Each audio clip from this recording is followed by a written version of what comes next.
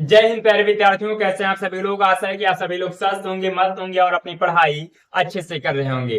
प्यारे विद्यार्थियों, आज की क्लास में हम सभी लोग क्लास 10th के विषय विज्ञान के प्रकाश के परावर्तन एवं अपवर्तन चैप्टर के प्रकाश के परावर्तन टॉपिक को डिस्कस करने वाले हैं और बहुत ही डिटेल में हम लोग यहाँ पे इसको पढ़ने वाले हैं। इसके पहले के लेक्चर्स मतलब कि इसके पहले के टॉपिक हमने कवर कर दिए हैं। यदि आपने वो लेक्चर्स नहीं देखे हैं तो उन लेक्चर्स को आप देख लीजिए और अपनी बोर्ड एग्जाम की तैयारी को बेहतर बनाइए। यदि आपका भी टारगेट है कि यूपी बोर्ड में आपको 90 प्लस लाना है, 95 प्लस लाना है, तो उसके लिए आपको हर सब्जेक्ट के टॉपिक्स को बहुत ही डिटेल में क्या करना होगा, कवर करना होगा। तो यहाँ पे साइंस मैं आपको पढ़ाता हूँ। तो साइंस में यदि आपने टॉपिक्स को नहीं कवर किया है तो हमारे चैनल पर वीडियो डेली अपलोड किए जाते हैं। आप हमसे जुड़ करके अपनी तैयारी को बेहतर बना सकते हैं।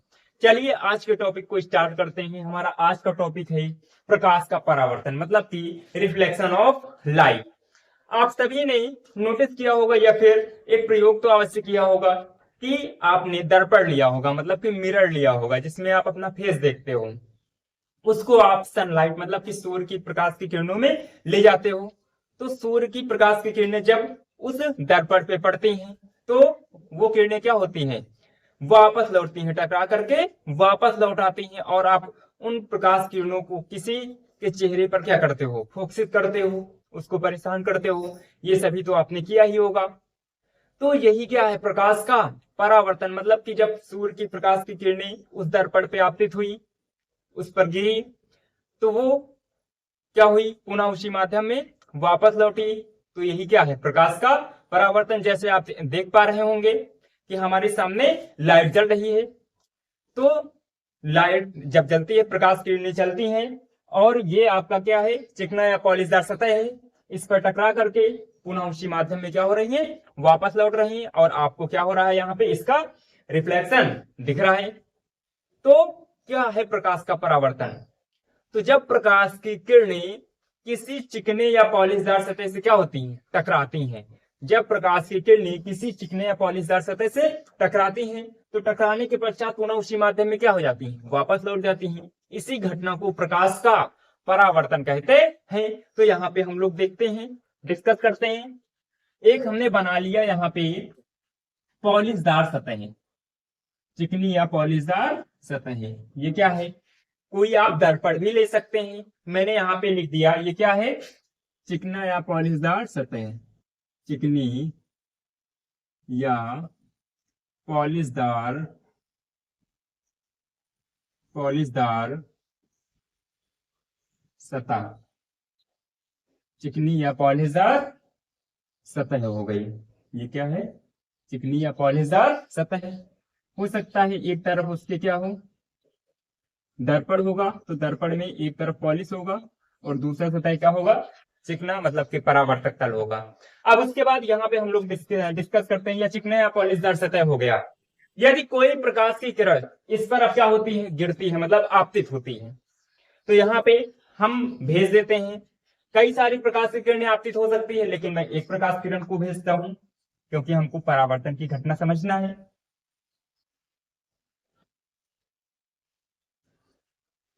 तो देखो विद्यार्थियों, यहाँ पे हमने एक प्रकाश की किरण को इस पर क्या करा दिया, आपतित करा दिया। मतलब कि इस पर क्या होती है, आपतित होती है। तो यदि कोई प्रकाश की किरण किसी चिकने या पॉलिशदार सतह से टकराती है तो टकराने के पश्चात पुनः उसी माध्यम में वापस लौट जाती है। तो ये टकराने के पश्चात पुनः उसी माध्यम में क्या हो गई, वापस लौट गई। इसी घटना को प्रकाश का परावर्तन कहते हैं। अब यहां पे देखते हैं, जो प्रकाश किरण चिकनी या पॉलिशदार सतह पर क्या होती है, गिरती है, उसे हम लोग कहते हैं क्या, आपतित किरण। क्या कहते हैं, आपतित किरण। आपतित किरण को इंग्लिश में हम लोग बोलते हैं इंसिडेंट रे, इंसिडेंट रे बोलते हैं। और उसके बाद आपतित किरण चिकनी या पॉलिशदार सतह के जिस बिंदु पर गिरती है उसे हम लोग बोलते हैं आपतन बिंदु। क्या बोलते हैं, आपतन बिंदु। आपतन बिंदु पर खींचा गया लंब क्या कहलाता है, अभिलंब। आपतन बिंदु पर खींचा गया काल्पनिक लंब, ये कोई रियल में लाइन नहीं होती है, लेकिन हम एक काल्पनिक लाइन मान लेते हैं यहां पे। ये क्या बन गया, अभिलंब। आपतन बिंदु को इंग्लिश में बोलते हैं point of incident. Point of incident, point of incident हो गया। और आपतन बिंदु पर खींचा गया लंब अभिलंब हो गया, इसको हम लोग बोलेंगे अभिलंब। अभिलंब को इंग्लिश में बोलते हैं नॉर्मल। अब उसके बाद जो प्रकाश किरण चिकनी या पॉलिशदार सतह से टकराकर पुनः उसी माध्यम में वापस लौट जाती है, उसको नाम देते हैं हम लोग क्या, परावर्तित किरण। क्या बोलते हैं, परावर्तित किरण। परावर्तित किरण को इंग्लिश में हम लोग बोलते हैं रिफ्लेक्टेड रे। क्या बोलते हैं, रिफ्लेक्टेड रे।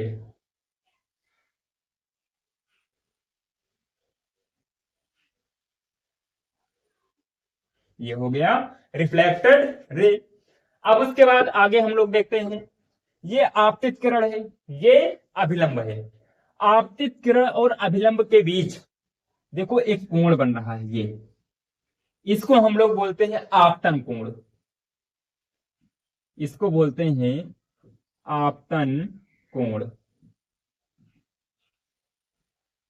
और आपतन कोण को किससे लिखते हैं, आई से प्रदर्शित करते हैं। किससे प्रदर्शित करते हैं, आई से प्रदर्शित करते हैं। अब उसके बाद यहां पे है परावर्तित किरण। ये परावर्तित किरण और अभिलंब के बीच बनने वाले कोण को हम लोग नाम देते हैं परावर्तन कोण। क्या कहते हैं, परावर्तन कोण। परावर्तन कोण को हम लोग लिखते हैं किससे, आर से लिखते हैं। किससे लिखते हैं, आर से लिखते हैं। आपतन कोण को इंग्लिश में बोलते हैं एंगल ऑफ इंसिडेंट। परावर्तन कोण को इंग्लिश में बोलते हैं एंगल ऑफ रिफ्लेक्शन। आशा है कि आप सभी को यहाँ पे समझ में आया होगा। तो हम लोग देखते हैं यहाँ पे कि प्रकाश का परावर्तन आखिर होता क्या है। जब प्रकाश किसी चिकने या पॉलिशदार सतह से टकराता है तो उसका अधिकांश भाग यहाँ पे पूरा भाग क्यों नहीं लिखा गया, क्योंकि जब प्रकाश किसी चिकने या पॉलिशदार सतह से क्या होती है, टकराती है, तो टकराने के पश्चात उसका कुछ भाग क्या होता है, पॉलिशदार सतह द्वारा क्या कर दिया जाता है, अवशोषित कर लिया जाता है।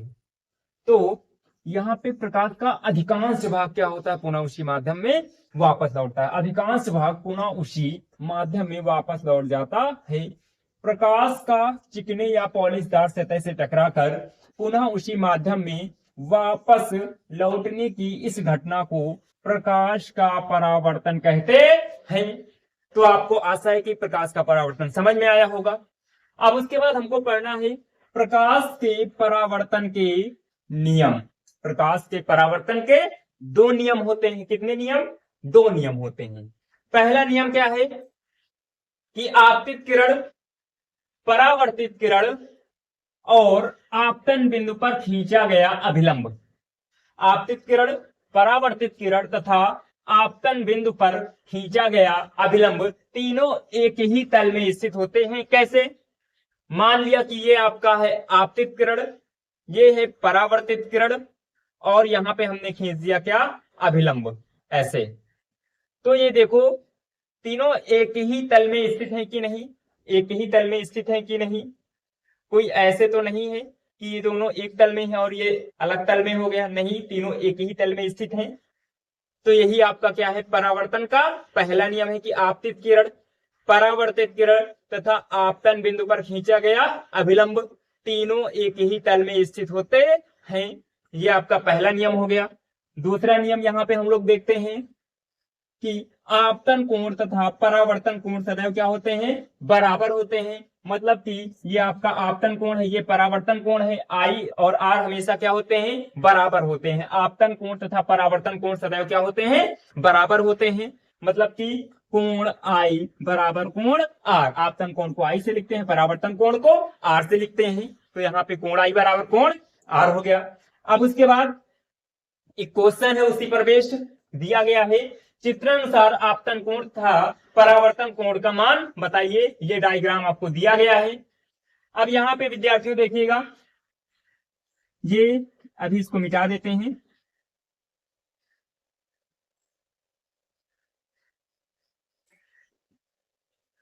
ये आपका डायग्राम दिया गया है और यहाँ पे ये एंगल दिया गया है 30 डिग्री। मतलब कि ये आपका आपतित किरण है। आपतित किरण जो आपका ये पॉलिशदार सतह है, इससे कितने डिग्री का कोण बनाती है, 30 डिग्री का कोण बनाती है। तो यहाँ पे 30 डिग्री का कोण बन गया। अब इसमें आपको क्या निकालना है, आपतन कोण आई मतलब परावर्तन कोण आर, मतलब कि ये कोण से ये और ये कोण से ये, आई और आर का मान चाहिए। तो आपको पता है जो आपका अभिलंब होता है वो सतह के साथ में कितने डिग्री का कोण बनाता है, 90 डिग्री का। ये पूरा कोण कितने डिग्री का है, 90 डिग्री का है। उसमें से ये 30 है, तो ये कितना बचा, माइनस कर देंगे। मतलब कि आपतन कोण बराबर आपतन कोण आई बराबर कितना आएगा, 90 टोटल है, माइनस का 30 माइनस कर देना है, कितना आएगा, 60 आ गया। कितना आ गया, 60 डिग्री आपका आ जाएगा। अब उसके बाद आपको पता है आपतन कोण मिल गया है। तो आपतन कोण और परावर्तन कोण सदैव क्या होते हैं, बराबर होते हैं। तो आपतन कोण आई बराबर परावर्तन कोण आर, क्योंकि angle i equal to angle r equal to क्या, 60 डिग्री। यहां पे आप लिख सकते हो परावर्तन के नियम से, परावर्तन के नियम से। तो आशा है कि आप सभी लोगों को प्रकाश का परावर्तन मतलब कि रिफ्लेक्शन ऑफ लाइट बहुत ही डिटेल में समझ में आया होगा। यदि आपको अन्य टॉपिक्स पे लेक्चर चाहिए तो आप कमेंट बॉक्स में बता सकते हैं कि किस टॉपिक पे आपको वीडियो चाहिए, मैं उस पर बना दूंगा। और यहाँ पे एक सीरीज चल रही है साइंस की पूरी, और इंग्लिश की भी सीरीज हमारे चैनल पे चल रही है। तो उसमें हम सभी लोग एक एक टॉपिक को बहुत ही डिटेल में कवर करते हुए चल रहे हैं। उसमें आगे आने वाले लेक्चर्स में हम सभी लोग दर्पण पढ़ने वाले हैं, और आगे फिर आपके दर्पण सूत्र पढ़ेंगे, उससे हम लोग न्यूमेरिकल्स लगाएंगे। न्यूमेरिकल्स आपको बहुत सारे कराने वाले हैं, तो आपकी प्रैक्टिस बहुत अच्छे से हो जाएगी। तो आप सभी लोग इस चैनल को अधिक से अधिक सब्सक्राइब करें और दोस्तों को अपने शेयर करें। यदि आपको वीडियोज अच्छी लगती हैं तो इस वीडियो को लाइक करें। धन्यवाद, मिलते हैं एक नई वीडियो में।